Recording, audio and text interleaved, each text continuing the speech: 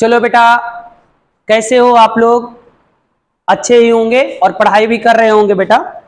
आज हम लोग पढ़ेंगे एनिमलिया किंगडम का सबसे पहला फार्म पोरीफेरा। जैसा कि हमने एनिमलिया किंगडम में बताया था कि एनिमलिया किंगडम की जो डाइवर्सिटी थी वो 10 लाख से ज्यादा थी बेटा, और पूरे लिविंग ऑर्गेनिज्म की डाइवर्सिटी 17 से 18 लाख थी। और इनमें हम लोग पढ़ेंगे क्या एनिमलिया किंगडम में, और सबसे पहला फाइलम है यहाँ पर पोरीफेरा।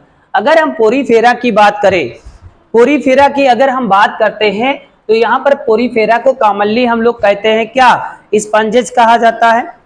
अगर हम बात करते हैं यहाँ पे member of the phylum Porifera, commonly क्या कहा जाता है, इनको स्पंज कहा जाता है। अगर हम बात करते हैं जनरली जो पोरीफेरा के मेंबर होते हैं, इनका हैबिटेट जनरली कहाँ, मैरीन वाटर, और मोस्टली कैसे होते हैं, एसिमेट्रिकल, क्योंकि सिमेट्री हम लोग पहले ही पढ़ चुके हैं। पहली बात तो इनका हमने हैबिटेट पढ़ा और दूसरी बात इनका सिमेट्री के बारे में पढ़ा। अगर हम बात करते हैं इनमें cellular organisation, multicellular animal है, लेकिन बॉडी ऑर्गेनाइजेशन कैसे है, सेलुलर लेवल की हम लोग पहले पढ़ चुके हैं कि बॉडी ऑर्गेनाइजेशन स्पंजेस में कैसा होता है, सेलुलर लेवल का। स्पंजेस में वाटर ट्रांसपोर्ट सिस्टम या कैनाल सिस्टम होता है। कहा गया वाटर बॉडी के अंदर माइन्यूट पोर से एंट्री करेगा और सेंट्रल जो कैविटी होती है उसको स्पंजोसील कहते हैं, और वाटर बॉडी के बाहर आएगा एक स्ट्रक्चर से जिसका नाम है ऑस्कुलम। ये चीज यहाँ पर बताया गया क्योंकि इनका जो बॉडी होता है वो पोरस होता है, पोर यहाँ पर पाया जाता है। और अगर हम बात करते हैं जो वाटर ट्रांसपोर्ट सिस्टम होता है, अगर हम बात करते हैं वाटर ट्रांसपोर्ट सिस्टम का, तो स्पंजोसील कैविटी हमने बताया था जो कि यहाँ पर उसकी लाइनिंग बनाता है कौन, coenocyte. The pathway, this pathway of transport help in the food gathering, पहली बात रेस्पिरेशन में हेल्प करेगा, एक्सचेंज में हेल्प करेगा, रिमूवल ऑफ द वेस्ट में। और कोइनोसाइट सेल अगर हम बात करते हैं, कोइनोसाइट सेल को हम कॉलर सेल भी बोलते हैं, और ये स्पंजोसील बॉडी कैविटी की लाइनिंग बनाता है। कहा गया इनमें जो डाइजेशन होता है वो इंट्रासेलुलर होता है।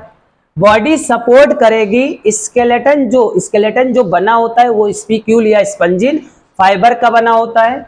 सेक्स इनमें सेपरेट नहीं होता, बोले तो हर्मापोडाइट या बाइसेक्सुअल होते हैं। That is egg and sperm produced by the same individual, जिसको हम सेम इंडिविजुअल मतलब मोनोइसियस कह सकते हैं। स्पंज में जो रिप्रोडक्शन होता है एसेक्सुअल रिप्रोडक्शन फ्रेगमेंटेशन के द्वारा होगा, और सेक्सुअल रिप्रोडक्शन यहाँ पर बताया गया गैमीट का फॉर्मेशन होगा। अगर हम बात करते हैं यहाँ पर फर्टिलाइजेशन की, फर्टिलाइजेशन यहाँ पर इंटरनल होगा, मतलब बॉडी के अंदर होगा, इंटरनल फर्टिलाइजेशन होगा। डेवलपमेंट यहाँ पर इनडायरेक्ट होगा क्योंकि यहाँ पर लार्वल स्टेज बनेगा, और larval stage change morphologically adult से क्या होते, अलग होते हैं। और इनके अगर हम एग्जाम्पल की बात करें, एग्जाम्पल यहाँ पर अगर हम बात करते हैं 3 एग्जाम्पल हम लोग पढ़ेंगे। सबसे पहले यहाँ पर पढ़ेंगे साइकान, साइकान को कहा जाता है स्काइपा, ये साइकान है। और दूसरा एग्जाम्पल यहाँ पर दिया गया है यू स्पंजिया, और यू स्पंजिया को बाथ स्पंज कहा जाता है, और ये स्पॉन्जिला है जिसको फ्रेश वाटर स्पंजेस बोलते हैं। तो आज हमने फाइलम पोरीफेरा के बारे में पढ़े, हम लोग एक एक फाइलम पढ़ेंगे। पोरीफेरा की जैसी की बात हमने पहले ही बताया कि पोरीफेरा में हमने पहले बताया कि कॉमनली इनको स्पंजेस कहते हैं, और दूसरी बात इनका हैबिटेट मैरीन होता है, मोस्टली एसिमेट्रिकल होते हैं, मल्टी सेलुलर होंगे, cellular level of body organisation.